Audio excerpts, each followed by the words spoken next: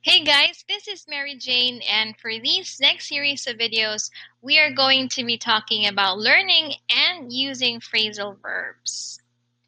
Alright, so where should I put this? Okay, here first. Alright, so phrasal verbs, these are two-part verbs such as go up or go on. And these are spoken English, or typically in spoken English and in informal writing also. So you'll hear them in conversations or on radio, on television, and you can see them also in emails, tabloid newspapers, and some magazines as well.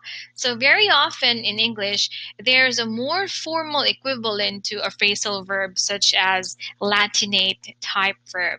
So for example, instead of go up, you can say increase, and instead of go on, you can say continue.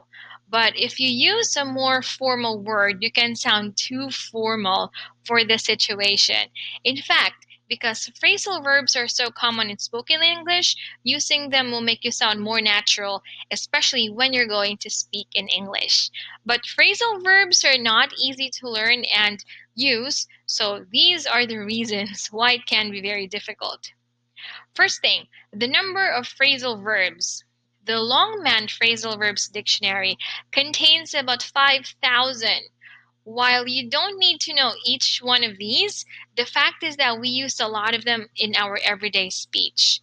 So this means that you should try to learn at least some of it if you can.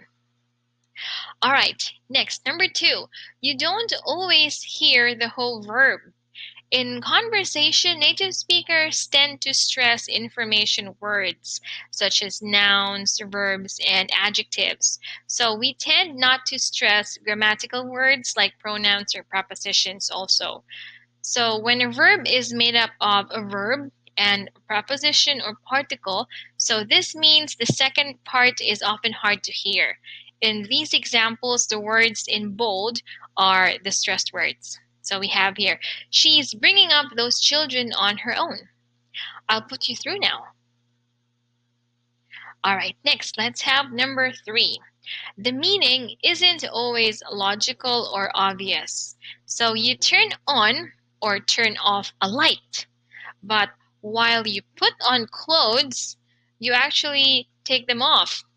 You can't often work out the meaning of a phrasal verb from the verb or particle or the preposition part.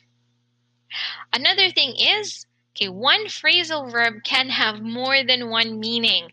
That's actually very true. Example, makeup can also mean invent. Makeup can also restore friendship after an argument. Makeup, which is a noun, is cosmetics. Another example would be taken, that means to understand. But taken can also mean to deceive. Taken can also accept lodgers into your house. We also have take off, which can mean get undressed. Take off can also mean succeed. And take off is when a plane leaves the runway. All right, so we have here number 5. The grammar changes depending on the type of phrasal verb. This is particularly the case for word order. So for example, you can say give it up, but not give up it. Look after them and not look them after. So this is because give up is an example of a phrasal verb which can be separated. In give up, give is the verb while up is a particle.